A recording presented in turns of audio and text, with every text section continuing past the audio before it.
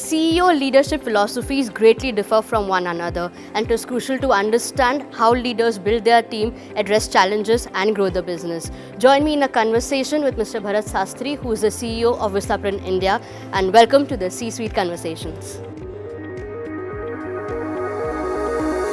Marksman Daily presents C-Suite Conversations. Thank you so much, Mr. Sastry, for making time and showing up for our interview. Thanks a lot, Sakshi, for having me. So when you look at management books, are there some excerpts that you use when it comes to your leadership style? Oh, definitely. I mean, I can think of many actually. I keep reading books on leadership, I keep reading books on marketing, about CEOs, and I've picked up many from there. I mean, in fact, one of the excerpts I can think about is from a book by Warren Bennis. Okay. Which is about on becoming a leader. I think that's the title of the book, which talks about how leaders create an environment where their teams actually enjoy their work, right? But how people really enjoy their work, and then how that really snowballs. And when you really like your work, and when you like what you're doing, and you're given that freedom, what happens is something magical. So I think that's one excerpt which I remember and stayed with me. So, giving you a situation where there are challenges at work, which all the CEOs I'm sure go through, and giving a positive feedback to your employee is, I think, one of the most motivating factor. But at the same time, if the feedback is not very positive, how would you as a leader address those challenges? Actually, this is a situation that you would face very often. Because I personally believe that when it comes to feedback, it's not something that you should do once a year. To fix a formal appraisal and do once a year, I believe in actually doing it pretty frequently. I mean, as you work with people, it'll be good to actually have that feedback mechanism, as well as also gain feedback from people. It's both ways. Yes, it's both ways. Yeah? And as you said, I mean, if there is something to be said, I mean, if there is a kind of an improvement area, this makes it pretty easier. I mean, the person once knows that you're giving that feedback out of genuine care and respect. So it's a constructive feedback. Exactly. So then that's actually taken pretty positively.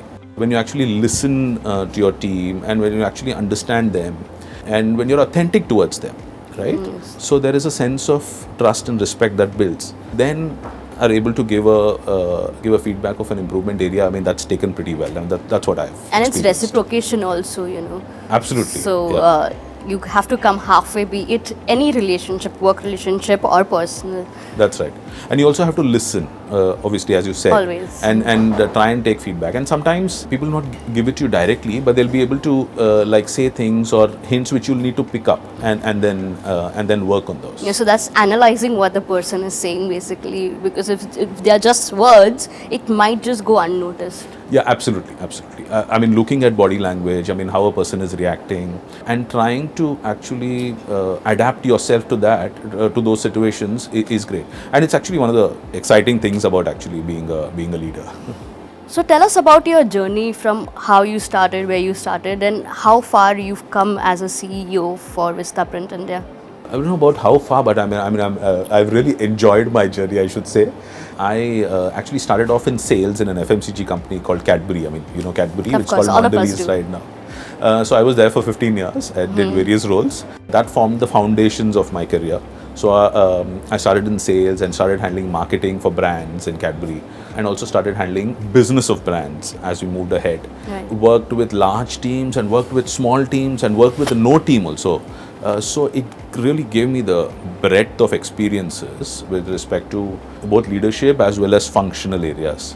I mean, I've been a marketing person in sales and marketing mainly, but I've also got a lot of experiences in Cadbury. I was also in Indonesia for a couple of years. So it was functional first to begin with, and then it was business oriented. And then I did a great stint in strategy and research also, I remember, which talked about company strategy. And then I moved to the CEO role in Vistaprint. I saw that all those learnings really helped me. And the people who I interacted with, the people who I reported to, my teams which I interacted with also helped me frame thoughts as I moved into CEO. And over the last 8 years in Vistaprint, I mean, I'm really having a wonderful time with my team and with how the business has really progressed over these years. So, they say people are very important to anybody in the organization because they add immense value. Having said that, when you look at hiring, what are these traits or skills that you look at when you're hiring at a leadership level?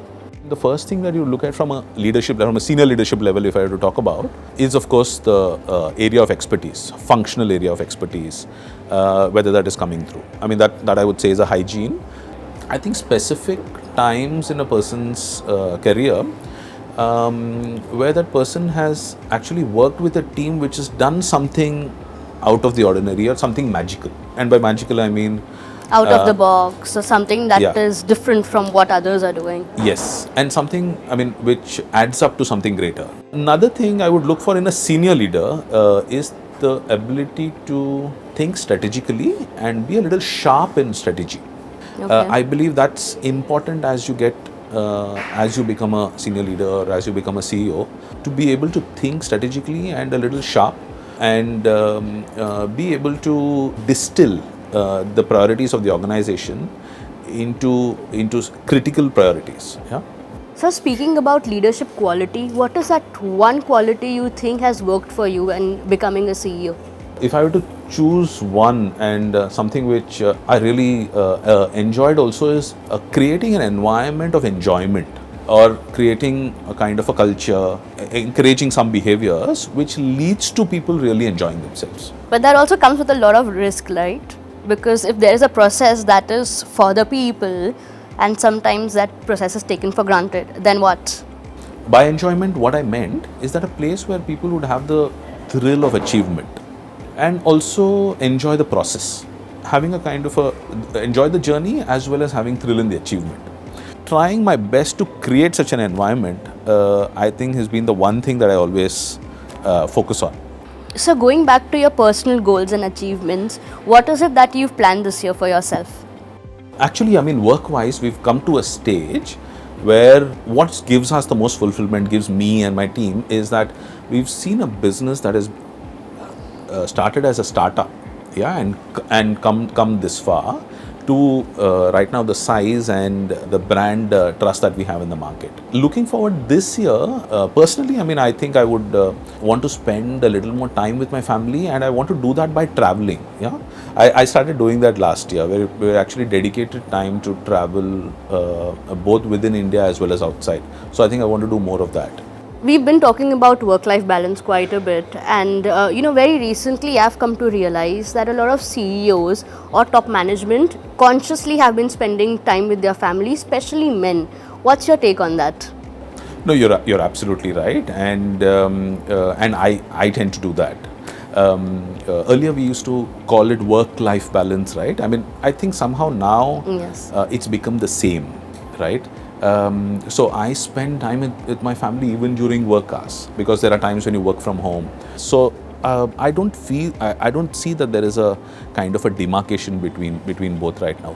And frankly, I really enjoy that. I mean, I enjoy spending time with my family during the day also. So, very important question for this interview. Like we have emotions towards our family, do you get the same emotions to your workplace? Yes, absolutely. When you have that basic respect going towards your team, towards your people, you're truly interested in them enjoying their roles and progressing. That really comes through, right? So I think that's something which comes naturally, and that's something which I love bringing onto my job. My last question for this interview is, what is that one piece of advice you'd like to give the youngsters viewing this interview? I mean, what I would say is that a career is actually long. It is like a marathon, it's not a sprint. Actually, you would need to work in the beginning on your foundations, on building that functional knowledge, working hard, spending quality time with people around you and trying to learn, and also trying to contribute. So Yes. to have that mindset of learning as well as contributing at the same time, I think is important. The second thing I would say is try to do this in a place where you actually are having fun, right?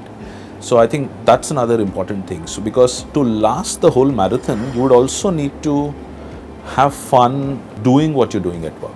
Enjoy your work. Yes. That's what I think the passion is all about, right? If you do the work, it has to be something that is passion driven. Exactly. Sometimes you would see that people would go behind high paying jobs even if they are not interested in it or having fun with it. That's not going to last for long in my view. So having a combination of both, I mean, learning and contributing and doing that in a place where, or in an area where you're having fun is important. Yeah. Great. Thank you so much for your time, Mr. Sastry. Thanks a lot. Thank you, Sakshi. It was fun interacting with Mr. Sastry, where he spoke about his own unique leadership style. He also spoke about wellness, work-life balance, and how important it is to have passion when it comes to great work. Thank you so much for viewing this interview and look forward to many more.